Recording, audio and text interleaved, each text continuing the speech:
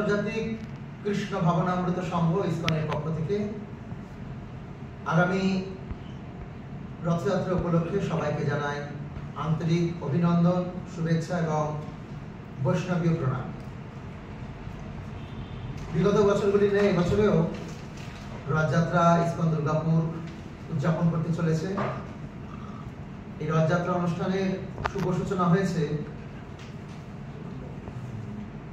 অক্ষয় তৃতীয়া দিন থেকে। ক্রমান্বয়ে অস্থায়ী গুন্ডিচা মন্দিরের কুটি পূজা, তারপরে কিছু নিয়ম কানুন রিচুয়াল ফলো করার পর ধীরে ধীরে আষাঢ়ী শুক্ল পূর্ণিমায় স্নানযাত্রা এবং স্নানযাত্রার পর থেকে অনবসর গিয়ে জগন্নাথ দেবের অবস্থান।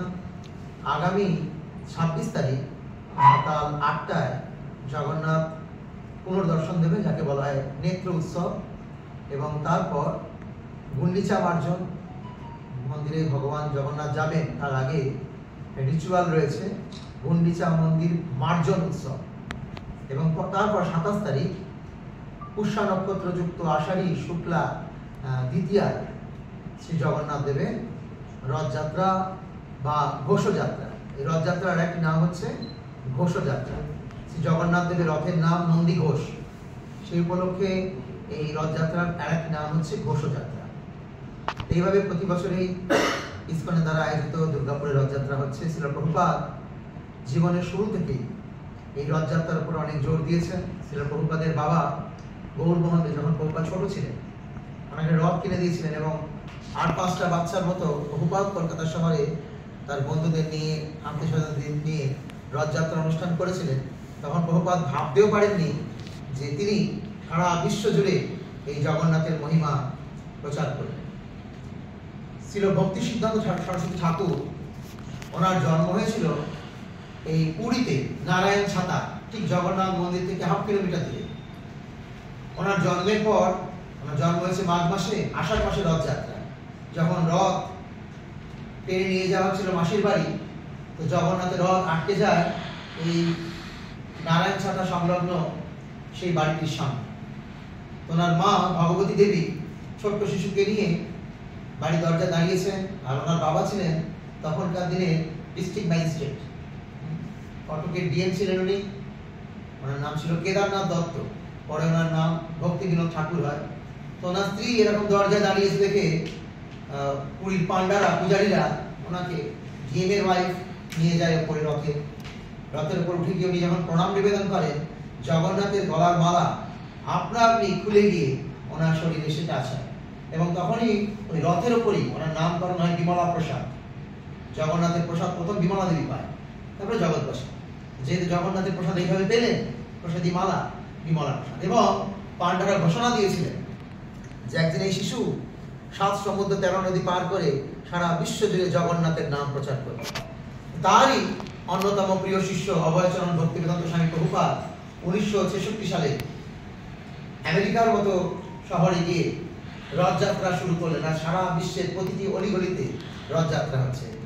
পাকিস্তান, আফগানিস্তান, ইরান, ইরাক, এমনকি চীনেও রথযাত্রা হচ্ছে। আপনারা ইউটিউব সার্চ করলে পাবেন। এইভাবে রথযাত্রার বহুল প্রচার। জগন্নাথ দেব জগতের নাম, তিনি সমগ্র জগৎ জুড়ে তার প্রেম ভক্তি দান করার জন্য নিজের মন্দির ছেড়ে বাইরে বেরিয়ে আসেন, আপামর জনসাধারণকে কৃপা করার জন্য। দেখুন না, পুরীর জগন্নাথ মন্দিরের নীতি রয়েছে অহিন্দু মন্দিরের ভিতরে প্রবেশ নিষেধ, কত রিচুয়াল, কত নিয়ম, কিন্তু সেই জগন্নাথ যখন বাইরে বেরিয়ে আসেন সমস্ত নিয়ম লঙ্ঘন, কোনো নিয়ম তখন কাজে লাগে না। না বাইরের কোনো দোকানের ভোগ দিতে মানা, না বাইরের কোনো অহিন্দু লোককে দর্শন করতে মানা, সবকিছু সমস্ত নিয়ম ব্রেক ভগবান। এই বছরে আমরা কিছু পুরী নীতি অনুযায়ী এবং গৌড়ীয় রীতি অনুযায়ী দুর্গাপুর ইসকনের রথযাত্রার আয়োজন করেছি। অন্যান্য বছর একটি রথ হতো দুর্গাপুর ইসকনে। গত বছর আপনারা দেখেছেন আমরা রথযাত্রার কার্নিভাল বলে একটি অনুষ্ঠান করেছিলাম। সেটা ছিল রথযাত্রা 3টে রথের প্রাক প্রস্তুতি, যে এইভাবে রথযাত্রা করলে মানুষের সমাগম হবে কিনা।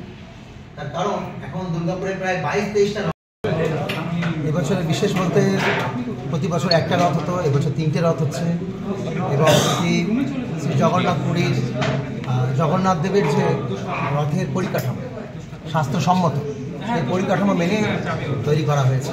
তবে এটি ফোল্ডিং আস্তে আস্তে পুরী রাস্তা সরল রাস্তা, সেখানে তার বা গাছ নেই, কিন্তু এখানে যেহেতু রাস্তায় গাছ তার টার্নিং রয়েছে সেই জন্য স্টিয়ারিং, ব্রেক এবং ফোল্ডিংয়ের ব্যবস্থা রয়েছে। কত টাকা ব্যয় করা হচ্ছে রথ তৈরিতে? প্রায় 35 লাখ টাকা। টোটাল বাজেট কত? 2.25 কোটি টাকা পুরো রথ। 1,75,000। 1,75,000। হ্যাঁ। এছাড়া ওই আকবর রোডের ময়দানে, হ্যাঁ, আকবর রোডের ময়দানে যেখানে সেখানে 9 দিন ধরে থাকবে পাঠ, প্রবচন, ভজন, কীর্তন, মহাপ্রসাদ বিতরণ, জগন্নাথের বিশেষ সেবা, পূজা ইত্যাদি। সাধারণত আমরা বিভিন্ন প্যান্ডেল ইত্যাদি অনুষ্ঠানে দেখি, দুর্গাপুজো থেকে আরম্ভ করে সব কিছু দেখি। তো সেখানে প্যান্ডেলের বা লাইটিংয়ের যে পরিমাণ খরচ, তার থেকে শ্রীবিগ্রহের বা ঠাকুরের পূজার আয়োজনটা অনেক ছোট থাকে। কিন্তু ইসকনের সিস্টেম হচ্ছে শ্রী ভগবানের সেবা পূজার আয়োজন অনেক বেশি এবং আনুষাঙ্গিক যা কিছু তার সংলগ্ন। সেজন্য আপনারা দেখে বিগত অনেক বছর ধরে দেখছেন জগন্নাথ দেব এবং রাধা মদন মোহনের সেবার জন্য আমরা যে পরিমাণ আয়োজন করি, সেই আয়োজনে ভগবান সন্তুষ্ট হয়ে লক্ষ্মী দেবী রয়েছেন, তো চিন্ময় ব্যাপার। লক্ষ্মী দেবী 33 ফুট, 33, 32, 31। বিশেষ আকর্ষণ কি বললো? 3টে রথযাত্রা আর উল্টো রথে সমাবেশ থাকছে।